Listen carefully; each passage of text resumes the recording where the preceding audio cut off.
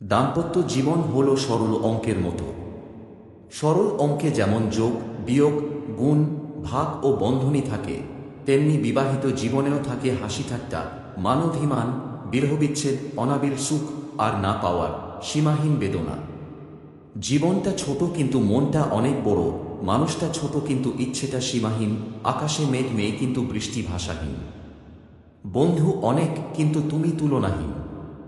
অভিমান সেই করে যে তোমাকে রিয়েল লাভ করে, কথায় কথায় ঝগড়া সেই করে যে তোমাকে ফিল করে, তোমার দোষ সেই খোঁজে যে তোমাকে সবসময় মিস করে। স্ত্রীকে ঘরের কাজে সাহায্য করলে পুরুষের ব্যক্তিত্ব নষ্ট হয় না, এতে একের প্রতি অপরের ভালোবাসা গভীর হয়।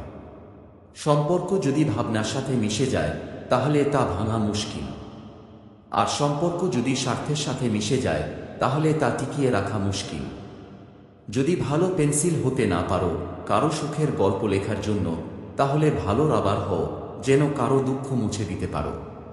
একটি স্বপ্ন জাদু দ্বারা বাস্তবে পরিণত হয় না, এটির জন্যে ঘাম, সংকল্প এবং কঠোর পরিশ্রম লাগে। সত্যিই কি অদ্ভুত, তাই না? তুমি ফুলের ওপর শুলে ফুলশয্যা, আর ফুল তোমার ওপর শুলে মৃত্যুশয্যা। পরিপূর্ণ তৃপ্তি নিয়ে কুঁড়ে ঘরে থাকাও ভালো, অতৃপ্তি নিয়ে অট্টালিকায় থাকার কোনো সার্থকতা নেই। আমাকে আমার সফলতা দ্বারা বিচার করো না, ব্যর্থতা থেকে কতবার আমি ঘুরে দাঁড়িয়েছি তা দিয়ে আমাকে বিচার করো। যে তোমায় অন্ধের মতো বিশ্বাস করে তাকে অন্ধ প্রমাণ করো না।